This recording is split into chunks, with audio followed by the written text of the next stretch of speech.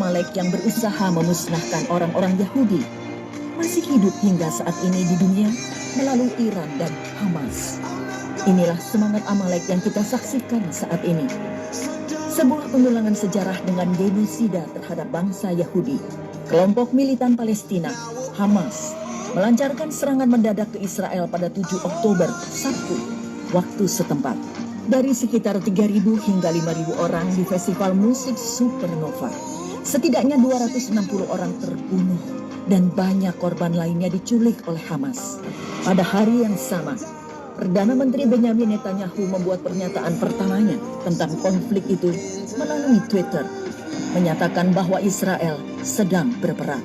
Sejarah traumatis orang-orang Yahudi, termasuk Holocaust, telah membentuk identitas mereka, dan mereka merasa bahwa Hamas sedang berusaha untuk menghapuskan mereka untuk selamanya, membandingkan mereka dengan Nazi zaman modern.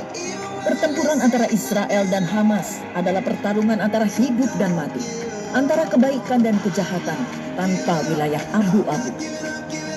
Lebih dari 1.000 warga Israel, termasuk wanita lanjut usia, anak-anak, dan bayi, telah dibantai oleh teroris Hamas. Hal ini menyoroti kebrutalan konflik tersebut.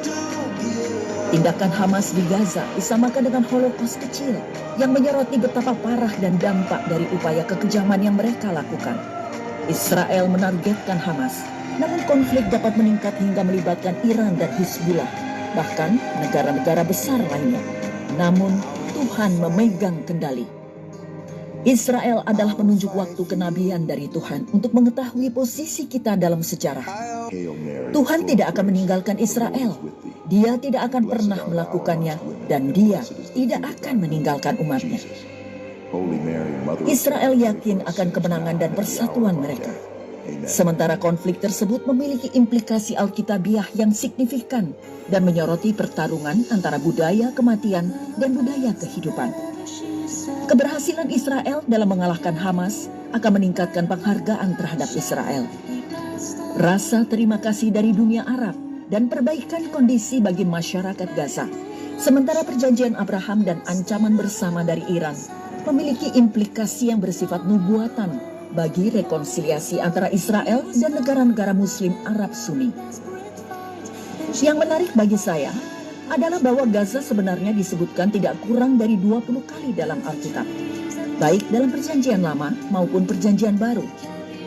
Sedihnya, kebanyakan referensi tentang Gaza adalah tentang betapa jahatnya masyarakat dan pemimpinnya, betapa mereka membenci Israel dan orang-orang Yahudi, dan bagaimana Tuhan berulang kali mengutus nabi-nabinya untuk memperingatkan akan terjadinya penghakiman Gaza.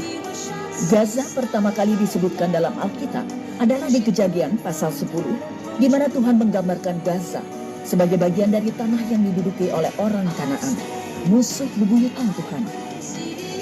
Daerah orang Kanaan adalah dari Sidon ke arah Gerar sampai ke Gaza, ke arah Sodom, Gomora, Atma, dan Zeboim sampai ke Lasa. Kejadian 10 ayat 19. Gaza digambarkan sebagai markas orang Filistin yang terus-menerus menyerang dan meneror orang-orang Israel. Dalam Hakim-Hakim 1 ayat 18 hingga 19 kita membaca, selanjutnya suku Yehuda merebut Gaza dengan daerahnya, Askelon dengan daerahnya, dan Ekron dengan daerahnya. Dan Tuhan menyertai suku Yehuda sehingga mereka menduduki pegunungan itu. Tetapi mereka tidak dapat menghalau penduduk yang di lembah, sebab orang-orang ini mempunyai kereta-kereta besi. Kemudian di Hakim-Hakim, tentunya kita membaca kisah-kisah terkenal Simson. Simson harus diakui adalah karakter yang sangat cacat. Namun Tuhan memakai dia untuk masuk ke Gaza dan menghancurkan para pemimpin mereka yang jahat. Meskipun Simson harus kehilangan nyawanya sendiri. Dalam Yeremia 47, kita melihat salah satu Firaun Mesir menaklukkan Gaza, memulai hubungan yang sangat panjang dan rumit antara Mesir dan Gaza yang masih rumit hingga saat ini. Nabi Ibrani Amos diperintahkan oleh Tuhan untuk menulis tentang kejahatan Gaza dan penghakiman ilahi yang akan menimpanya. Beginilah firman Tuhan. Karena 3 perbuatan jahat Gaza, bahkan 4, aku tidak akan menarik kembali keputusanku. Oleh karena mereka telah mengangkut ke dalam pembuangan suatu bangsa seluruhnya, untuk diserahkan kepada Edom. Aku akan melepas api ke dalam tembok Gaza, sehingga purinya dimakan habis. Amos 1 ayat 6 hingga 7. Tuhan juga mengatakan kepada Nabi Ibrani Zefanya dan Zakaria untuk memperingatkan akan datangnya penghakiman atas Gaza dan kota-kota Filistin di dekatnya. Sebab Gaza akan ditinggalkan orang dan Askelon akan menjadi sunyi. Asdod akan dihalau penduduknya pada rembang tengah hari, dan Ekron akan dibongkar bangkirkan. Zefanya 2 ayat 4. Askelon akan melihatnya, lalu takut, juga Gaza, lalu gemetar sangat. Ekron pun, sebab harapannya sudah kandas. Dari Gaza akan binasa, dan Askelon tidak akan didiami lagi. Zakaria 9 ayat 5. Meskipun demikian, Alkitab memiliki setidaknya satu referensi positif tentang Gaza dalam Perjanjian Baru dalam kitab Kisah Para Rasul.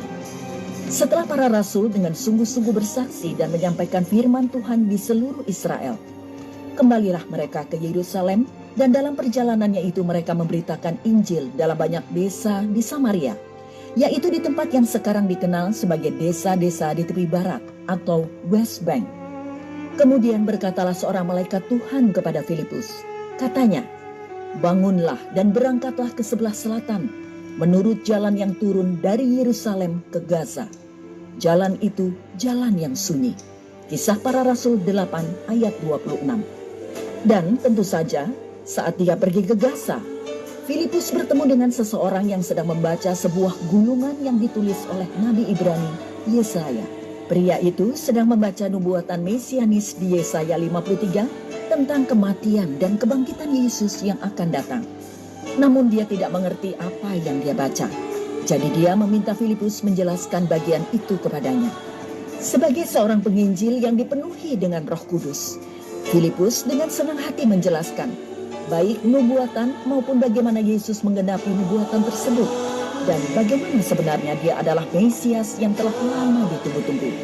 Dan tepat di sana, di jalan menuju Gaza, Filipus membantu pria tersebut bertobat dari dosa-dosanya dan menerima Yesus Kristus sebagai juru selamat dan Tuhannya. Lalu orang itu meminta Filipus untuk membaptisnya, dan Filipus melakukannya.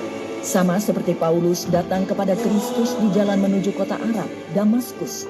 Demikian pula orang ini datang kepada Kristus di jalan menuju Gaza. Saya menyukai cerita ini karena mengungkapkan kebenaran penting. Ya, memang banyak pemimpin dan masyarakat Gaza yang jahat. Ya, mereka memang membenci Israel dan Yahudi.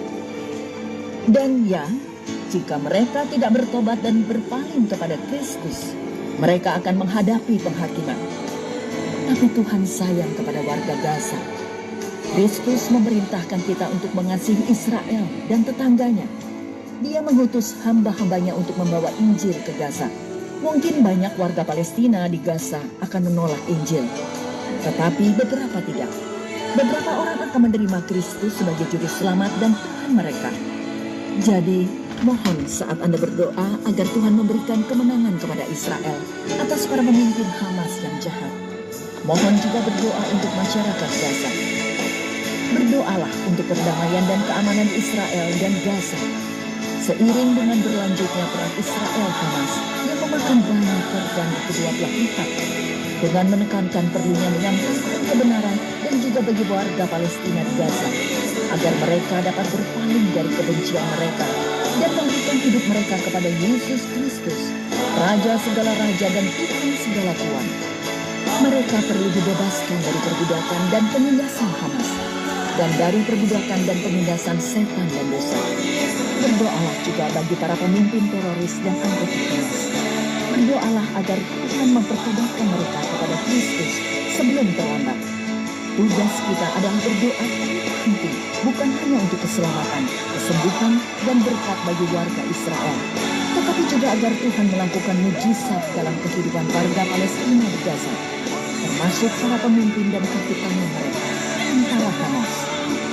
Sebab, seperti yang diajarkan tulisan suci kepada kita, bagi Allah tidak ada yang mustahil. Lukas 1 ayat 37. Ada bagian Alkitab tertentu yang perlu Anda pelajari dengan cermat, karena hal ini mengungkapkan kepada Anda apa yang mendorong kebencian setan di hati Hamas. dan penghakiman akan dijatuhkan terhadap setiap anggota Hamas dan setiap pendukung Hamas yang menolak untuk bertobat dan memberikan hidupnya kepada Yesus Kristus. Ayat yang saya maksud adalah Mazmur 83. Dimulai dari ayat pertama kita membaca, "Ya Allah, janganlah engkau bungkam, janganlah berdiam diri dan janganlah berpangku tangan ya Allah. Sebab sesungguhnya musuh-musuhmu ribut, orang-orang yang membenci engkau meninggikan kepala. Mereka mengadakan permufakatan licik melawan umatmu, dan mereka berunding untuk melawan orang-orang yang kau lindungi.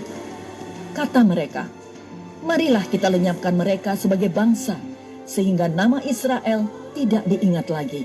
Mazmur 83 ayat 1 hingga 4. Kemudian di ayat 6 sampai 8 kita membaca dengan tepat di mana berbagai musuh Israel dan bangsa Yahudi ini tinggal. Kemah Edom dan Bani Ismail, yaitu bagian selatan Yordania dan Arab. Moab dan orang Hagar, itu adalah wilayah tengah dan utara Yordania. Gebal dan Amon dan Amalek, itulah Lebanon dan Syria dan semenanjung Sinai. Filistia, itulah jalur Gaza. Beserta penduduk Tirus, itu lebih berarti Lebanon. Asyur juga telah bergabung dengan mereka, yaitu Suriah, Lebanon, dan Irak. Di sini dalam Mazmur 83 yang bersifat nubuatan singkat ini, hanya 18 ayat, Tuhan memperingatkan kita bahwa orang-orang yang tinggal di negara-negara ini akan membenci Israel dan orang-orang Yahudi. Mengapa? Karena mereka membenci Tuhan Israel, Tuhan dalam Alkitab. Ya, itulah yang penulis sampaikan kepada kita. Dipimpin oleh Roh Kudus, ia berkata kepada Tuhan, sebab sesungguhnya musuh-musuhmu ribut, orang-orang yang membenci engkau meninggikan kepala. Mereka mengadakan permufakatan licik melawan umatmu, dan mereka berunding untuk melawan orang-orang yang kau lindungi. Rencana yang mematikan, rencana genosida. Musuh bebuyutan Tuhan Israel ini termasuk beberapa pemimpin Palestina dan masyarakat di Gaza. Mereka yang memiliki hubungan dengan bangsa Filistin kuno mengatakan, mari kita musnahkan mereka sebagai sebuah bangsa agar nama Israel menjadi tidak ingat lagi. Hal itulah yang diinginkan Hamas. Jangan salah paham, saya tidak percaya semua warga Palestina di Gaza setuju dengan Hamas dan ingin Israel mengalami genosida. Tapi yang jelas, ada yang melakukannya, dan mereka akan kalah. Mereka menyerang biji mata Tuhan. Mereka menolak untuk memahami apa yang Tuhan katakan kepada Abraham dalam Kejadian 12. Aku akan memberkati orang-orang yang memberkati engkau, dan mengutuk orang-orang yang mengutuk engkau. Dan apa yang penulis doakan? Ya Tuhan, kejarlah mereka dengan badai-Mu. Dia meminta Tuhan untuk mendatangkan api ke atas mereka, dan bencana, dan penghinaan, dan rasa malu. Mengapa? Supaya mereka kalah? Tidak. Tetapi juga agar mereka bertobat dan kembali kepada Tuhan. Lihatlah di ayat 16, penulis membawa bencana bagi semua orang yang berusaha menghapus Israel dari peta, supaya mereka mencari nama-Mu ya Tuhan. Dan lagi di ayat 18, supaya mereka tahu bahwa Engkau sajalah yang bernama Tuhan, yang maha tinggi atas seluruh bumi. Amin. Itu adalah doa yang dipimpin oleh Roh, dan itu akan menjadi kenyataan.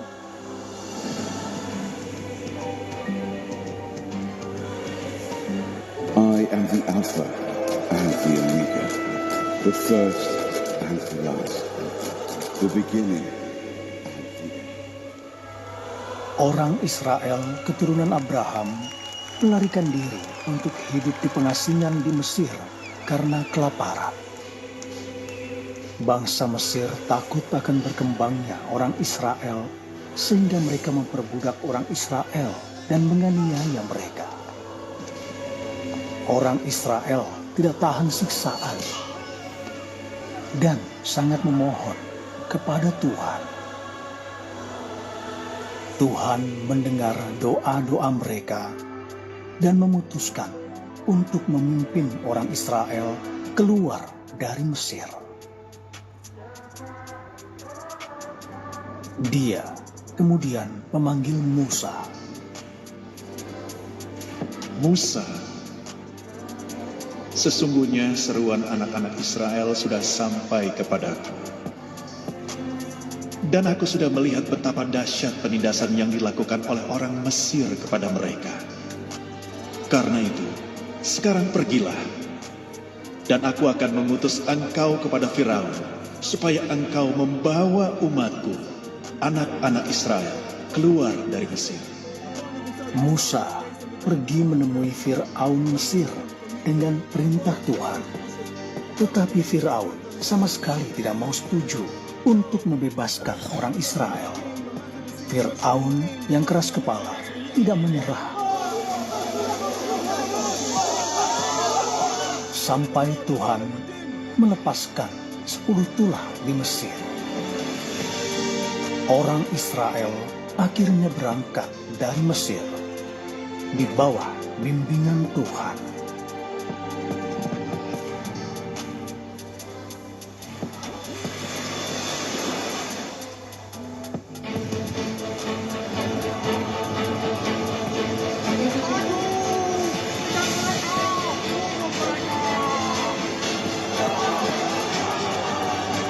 Janganlah takut, berdirilah teguh, dan lihatlah keselamatan dari Yahweh yang akan Dia tunjukkan kepada engkau sekalian hari ini.